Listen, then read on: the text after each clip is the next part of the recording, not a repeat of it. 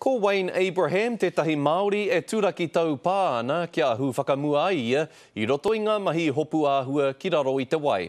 Rua te kau mā toru tau a Abraham e ruku wai ana, I nai nei kei te kōkiri ia I tētahi tuatahitanga ki roto I tēnei taha o te ao. Kei a Heta Gardner ngā whakamārama. He takahitanga I tīmata rua te kau mā toru tau ki muri. I took my wife there to try and buy dive gear, and she said to me, Wayne, this dive gear is going to end up being the wardrobe in 2 years' time, never used again. Well, that's not what happened. Ināia nei kua huri a Wayne ki te ao hopu āhua ki raro I te wai. Kei konei ngā hua. Koe nei tētahi o ngā kiriata te kaumārua, kua mau I a Wayne. Kei te whakamahi rātau I ētahi kāmera auaha toru, he tuatahitanga ki tēnei pito o te ao.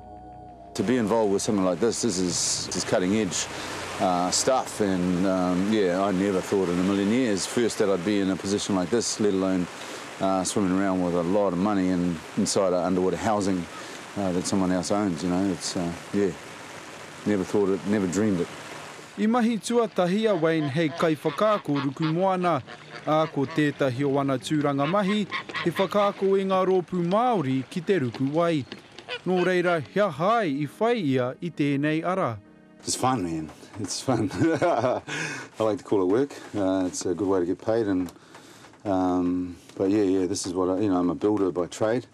But I'd much rather be blowing bubbles than whacking nails in, I've got to say. Ahakoa te rawe o ēnei mahi kia Wayne, kaore taua rekanga ngākau e hāngai ana ki te pūkoro.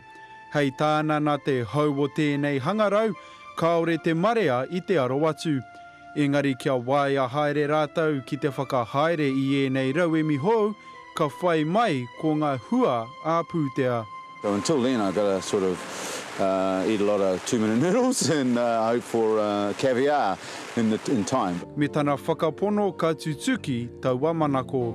Heta Gardner, te karere.